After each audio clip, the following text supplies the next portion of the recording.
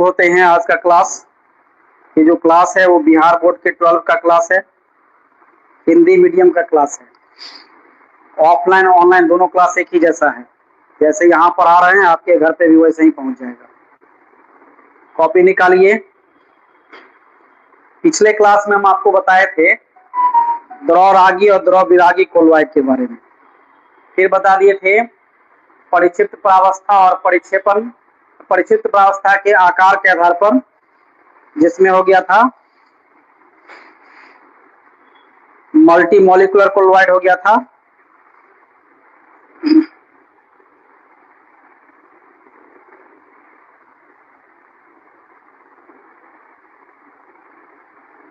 ठीक है। इसके बाद बताए थे मैक्रो मॉलिक्यूलर कोलवाइड,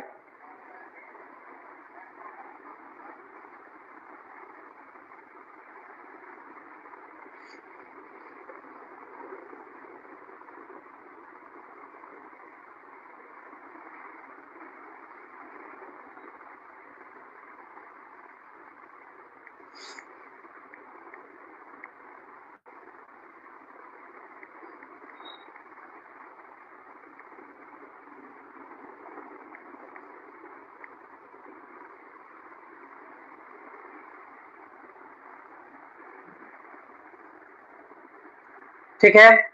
तो कोलवाइड का क्लासिफिकेशन हो गया है। अब आपको पढ़ना है, बहुत ही इंपॉर्टेंट टॉपिक है और आपको बोर्ड के लिए भी जरूरी है, पूछता भी है। कॉपी निकालिए। अगला टॉपिक है mechanism of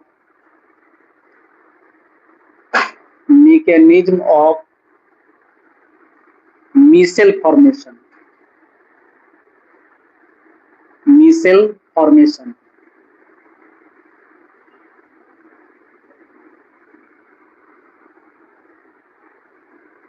mechanism of micelle formation बहुत इंपॉर्टेंट है, इसको आप इग्नोर नहीं कर सकते।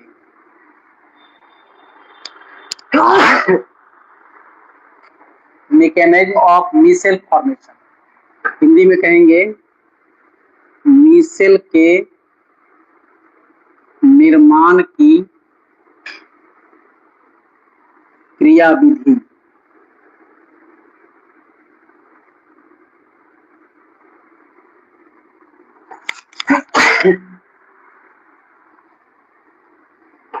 मीसेल के निर्माण की क्रियाविधि, ठीक है।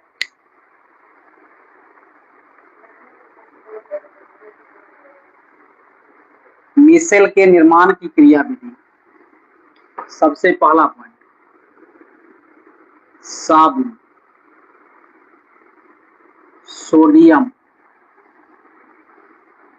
या पोटासियम, पोटासियम का एस्टियरेट साल्ट।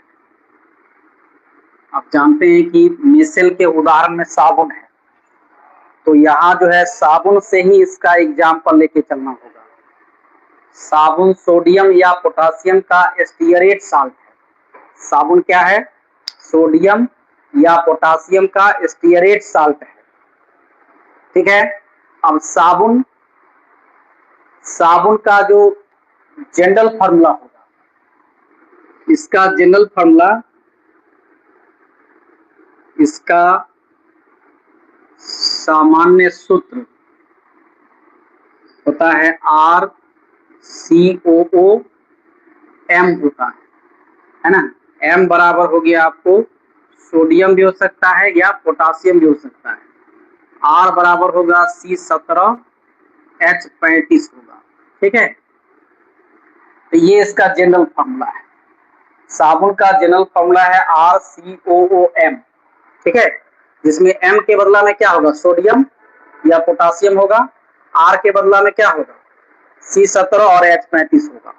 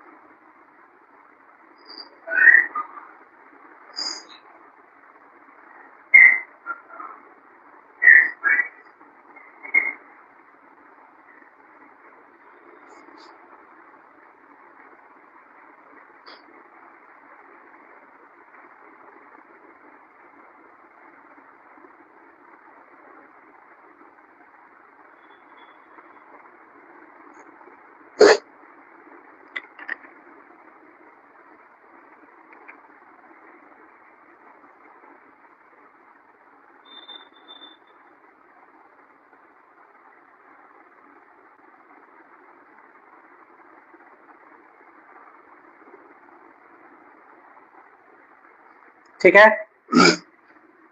अब देखो दूसरा पॉइंट, जब साबुन को हम जल के संपर्क में लाते हैं तो यह आयनित हो जाता है।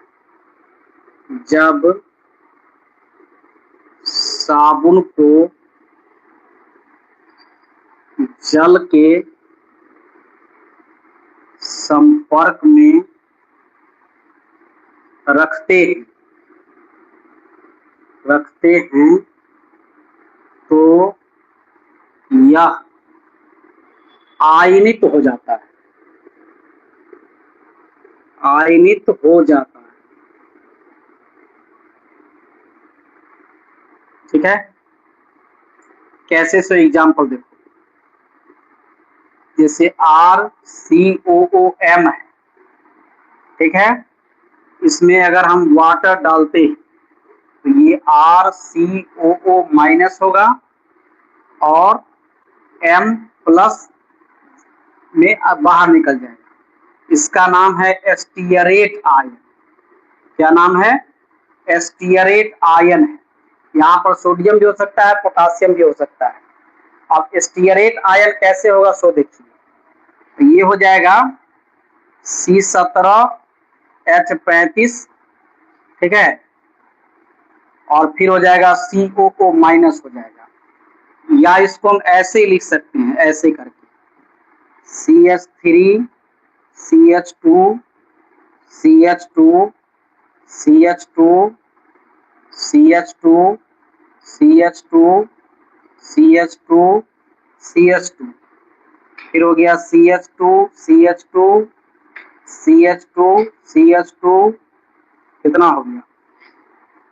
1 2 3 4 5 6 7 8 9 10 11 12 हुआ। तो पीछे भराते हैं, 13 हो गया, 14 हो गया, 15 हो गया, 16 हो गया और 17 हो गया। 1 2 3 4 5 6 7 8 9 10 11 12 13 14 15 16 17। अब यहाँ हो गया COO माइनस।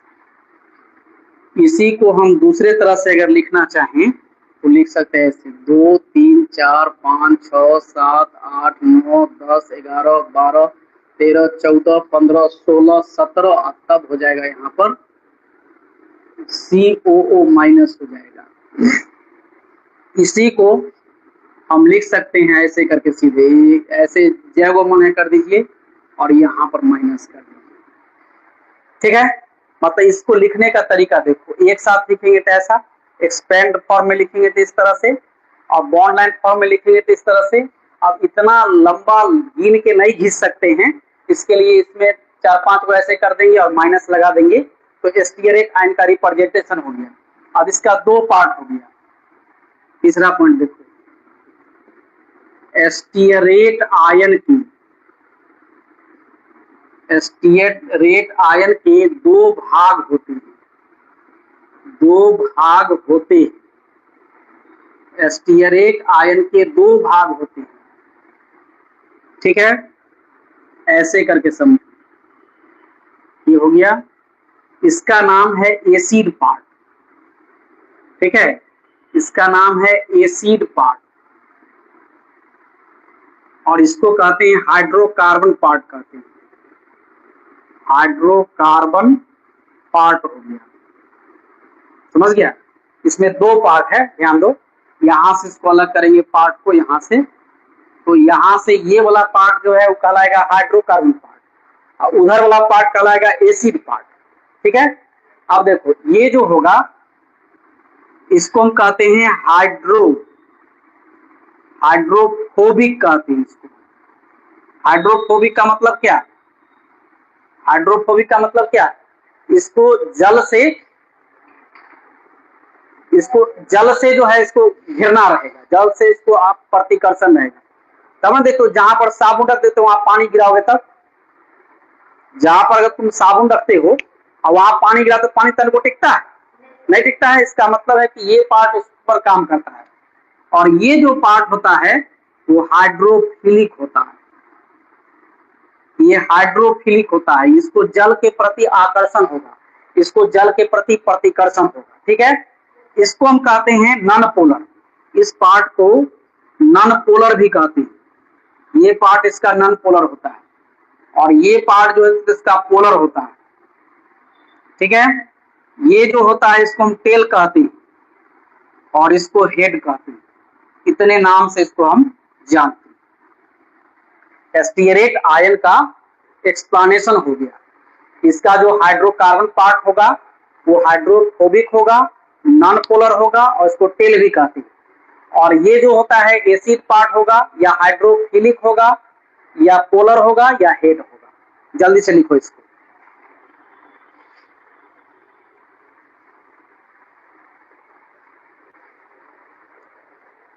क्या लिख लोगे? वीडियो में तो रहबे करेगा क्या? वीडियो में रहबे करेगा।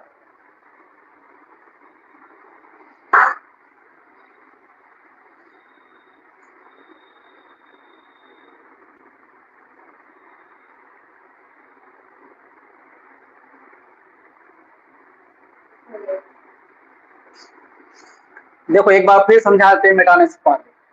टॉपिक है मिसेल के निर्माण की क्रिया विधि। यह क्वेश्चन अभी तक बोर्ड पूछा नहीं है लेकिन पूछ सकता है, बहुत इंपॉर्टेंट क्वेश्चन है ना। सीबीएसई में तो पूछता ही है।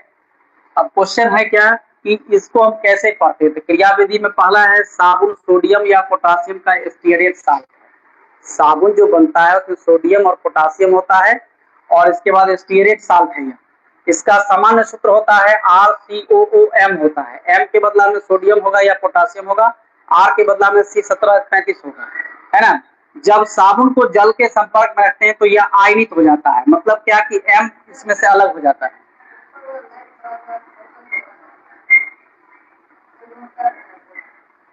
ठीक है, अब RCOM से ये हो गया। अब यहाँ जो ये जो R है वो C17H35 होगा। तो ऐसा हो जाएगा, इसको हम इस तरह से लिख सकते हैं।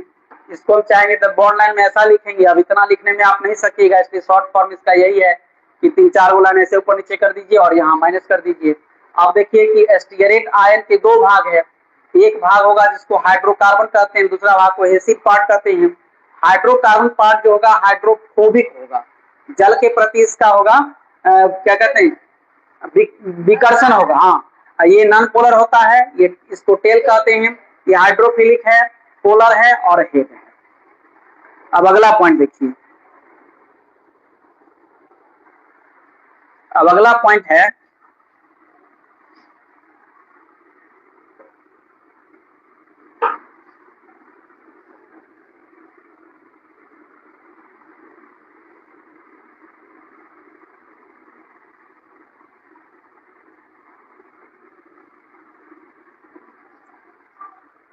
अब अगला पॉइंट देखिए इसका चौथा पॉइंट। ये क्या है कि हाइड्रोकार्बन पार्ट जो होगा वो जल से जुड़ेगा, सॉरी जल से दूर रहेगा, और एसिड पार्ट जो है सो जल से जुड़ेगा, क्योंकि ये पोलर है और जल भी हमारा पोलर है। लाइक डिजॉल्व्स इन लाइक होता है, इसलिए जल जो है वो पोलर पार्ट को अपने अंदर कर लेगा। ठीक है, अब लिखिएगा एसिड पार्ट जल से जुड़ता है तथा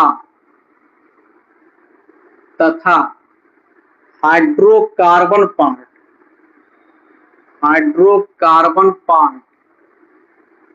जल से दूर रहता है, जल से दूर रहता है। अब इसको समझिए, जैसे ये हमारा इसमें जल है, ठीक है, जितना भी एसिड पार्ट होगा वो सब जल के अंदर चला जाएगा। ठीक है, और जो हाइड्रोकार्बन पार्ट होगा वो जल के ऊपर में रहेगा, क्योंकि जल के अंदर वो जा नहीं सकता। ठीक है, तो यहाँ पर ये हो जाएगा हमारा जल हो गया, और वो साबुन का पार्ट है। साबुन कभी भी जल के अंदर नहीं जाता है, समझ गए। साबुन जब भी रहेगा तो जल के ऊपर ही रहेगा, और ये हाइड्रोकार्बन पार्ट ऐसे रहेगा। अब देखिए इसका सांद्रण बढ़ाना है, किसका, साबुन का सांद्रण बढ़ाना है। साबुन का सांद्रण बढ़ेगा तभी जाकर के यह मिसेल का निर्माण करेगा, है ना। तो जब साबुन का सांद्रण बढ़ाएंगे तो हम माइनस की संख्या बढ़ा देंगे। अब माइनस से माइनस में क्या होगा, रिपल्सन। और जब ये रिपल्सन होगा तो क्या होगा, जो ऐसे जो रहेगा वो धीरे धीरे धीरे धीरे गोल बन जाएगा, है ना, धीरे धीरे गोल बन जाएगा। गोल बनने पर क्या होगा, सारा माइनस अंदर रहेगा, सॉरी, गोल बनने पर क्या होगा, सारा माइनस रहेगा बाहर, और जितना भी हाइड्रोकार्बन पार्ट है सब अंदर में रहेगा। अब हाइड्रोकार्बन क्या करेगा, ये गंदगी से जुड़ेगा, क्योंकि गंदगी होता है नॉन पोलर गंदगी होता है नॉन पोलर, तो नॉन पोलर से जुड़ गया। अब इसके अंदर में जितना भी रहेगा वो सब जो है यहाँ पर गंदगी रहेगा, और इससे मिसेल का निर्माण हो जाएगा। यहाँ जो ये बन गया स्फीयर टाइप का, इसी को हम मिसेल कहते हैं, ठीक है।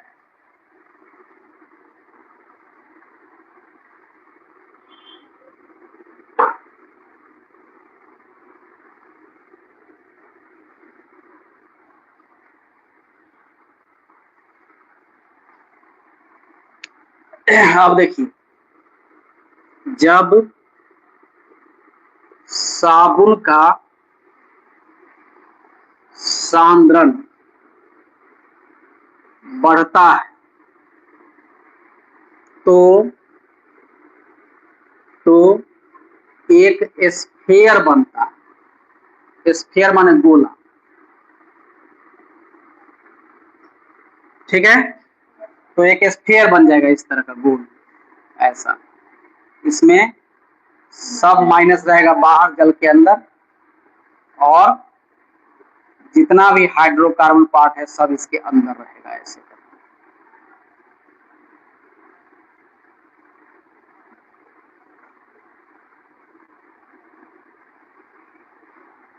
ठीक है, इसी को मिसेल कहते हैं, इसी को मिसेल कहते हैं। फिर लिखेंगे इस तरह मिसेल का निर्माण होता है, मिसेल का निर्माण होता है। ये हो गया आपको 5 नंबर का क्वेश्चन हो गया, जल्दी नोट करिए इसको। मोबाइल का कैमरा जो है ना, कभी कम ज्यादा रिजोल्यूशन देता है, इसलिए उसका बढ़ते रहता है।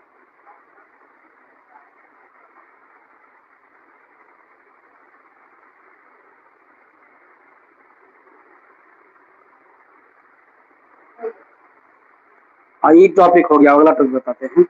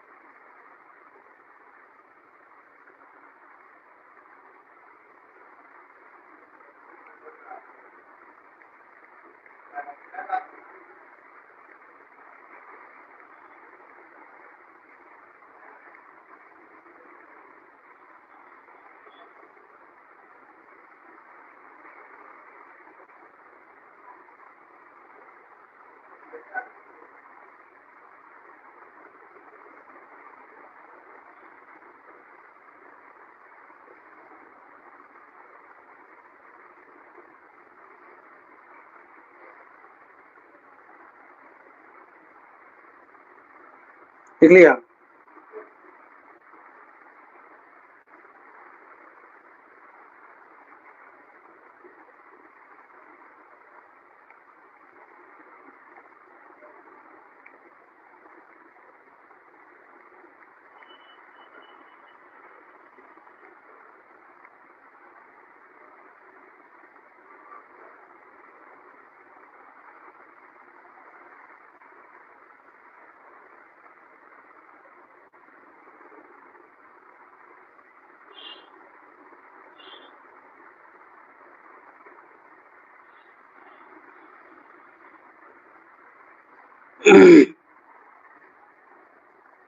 चलो अब जो अगला टॉपिक है वो है साबुन से शोधन का काम कैसे होता है। ये टॉपिक है, ये भी इम्पोर्टेंट क्वेश्चन है, बोर्ड में पूछ सकता है, इसको ध्यान से समझना है।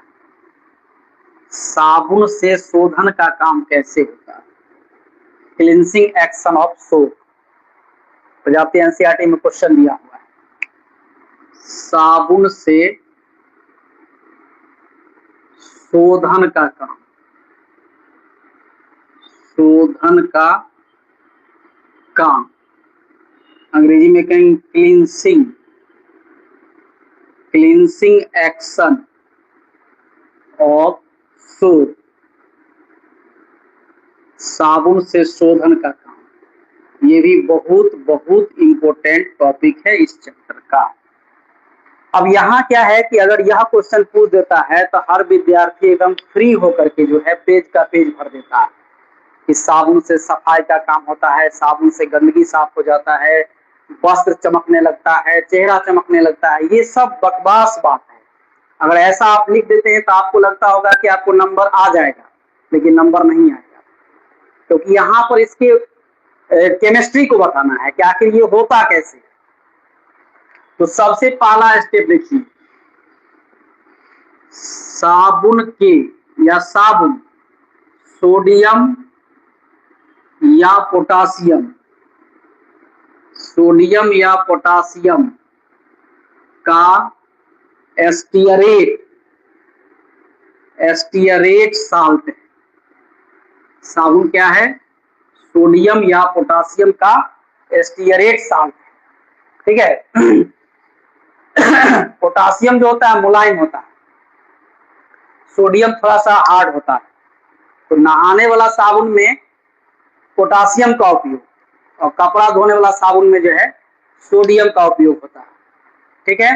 तो साबुन सोडियम और पोटासियम का एस्टियरेट साल्ट है, ठीक। अब क्या है कि इसके दो पार्ट है, हाइड्रोकार्बन और एसिड पार्ट है। देखिए, इसके हाइड्रोकार्बन पार्ट, इसके हाइड्रोकार्बन पार्ट गंदगी से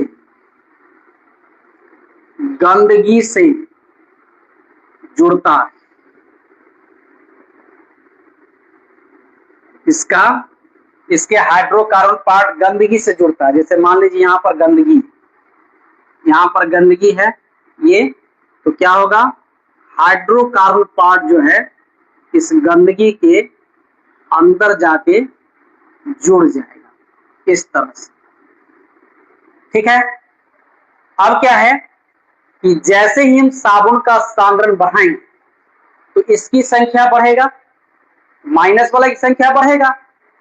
साबुन का जैसे ही सांद्रण बढ़ाएंगे, खूब ज्यादा साबुन पर लगाएंगे, साबुन ऐसे करके लगाएंगे तो इसकी सांद्रता तो बढ़ेगी।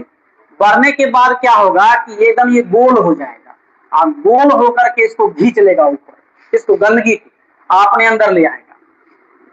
तीसरा, साबुन का सांद्रण बढ़ने से, साबुन का सांद्रण बढ़ने से एक स्फीयर बनता है। एक स्फीयर मतलब गोला बनता है, ठीक है, इस तरह।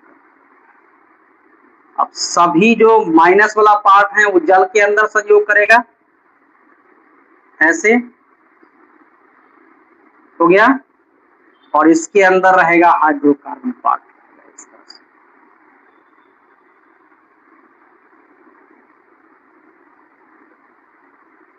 और यहां पर रहेगा हमारा गंदगी रहेगा, ये गंदगी हो गया। अब क्या है कि हाइड्रोकार्बन पार्ट तो गंदगी से जुड़ गया, एसिड पार्ट जुड़ेगा। एसिड पार्ट जल से जुड़ता है, जल से जुड़ता है, ठीक है। अब जल के संपर्क में रहता है एसिड पार्ट, जैसे ही जल डालेंगे तो जल के साथ घुल करके ये बाहर निकलने लगेगा और आपका जो कपड़ा साफ हो जाएगा। ठीक है, तो स्फीयर जो है, स्फीयर जल के साथ बाहर बहकर निकल जाता है, जल के साथ बहकर बाहर निकल जाता है, निकल जाता है। ठीक है, इस तरह साबुन से शोधन का काम होता है। तो साबुन से अगर शोधन का काम पूछेगा तो उसका इतना ही जवाब है कि साबुन सोडियम या पोटासियम का स्टीरेट साल्ट है, इसके हाइड्रोकार्बन पार्ट गंदगी से जुड़ता है। साबुन का साधारण बढ़ने से एक स्फीयर बनता है, एसिड पार्ट जल के साथ जुड़ता है। ठीक है, और स्फीयर जल के साथ बहकर बाहर निकल जाता है। इस तरह साबुन से शोधन का काम होता है। लास्ट में लिख दीजिएगा, इस तरह साबुन से शोधन का काम होता है। तो ये टॉपिक भी आपका खत्म हो गया। ठीक है,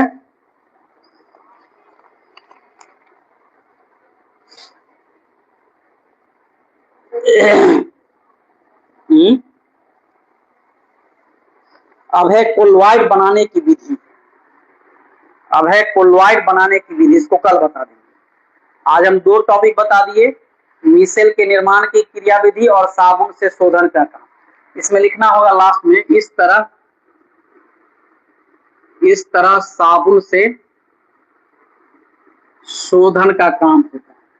इसमें देख लीजिए, कोई कहानी नहीं, आप कितना भी कहानी लिखिएगा आपको नंबर नहीं आएगा। इसमें केमिस्ट्री लिखना है कि साबुन से शोधन का काम कैसे होता है। यह क्वेश्चन अगर आता है तो विद्यार्थी खूब लिख देता है, भर पेज करके लिख देता है, 2 पेज लिख देता है, लेकिन उतना लिखने से आपको एक भी नंबर नहीं आएगा।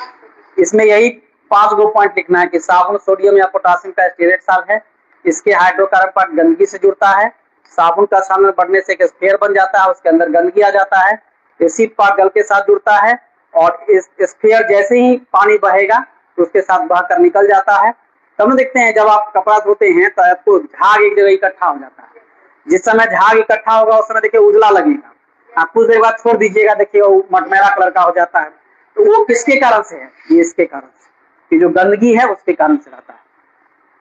तो आज का क्लास इतना ही है ना। अब कल हम बताएंगे, देखिए इसमें बच क्या गया, इसमें बच गया आपको कोलोइड बनाने का विधि है, उसके बाद इसका प्यूरिफिकेशन है, इसके बाद इसका एप्लीकेशन होगा, फिर इमल्सन होगा, एक चैप्टर खत्म हो जाएगा।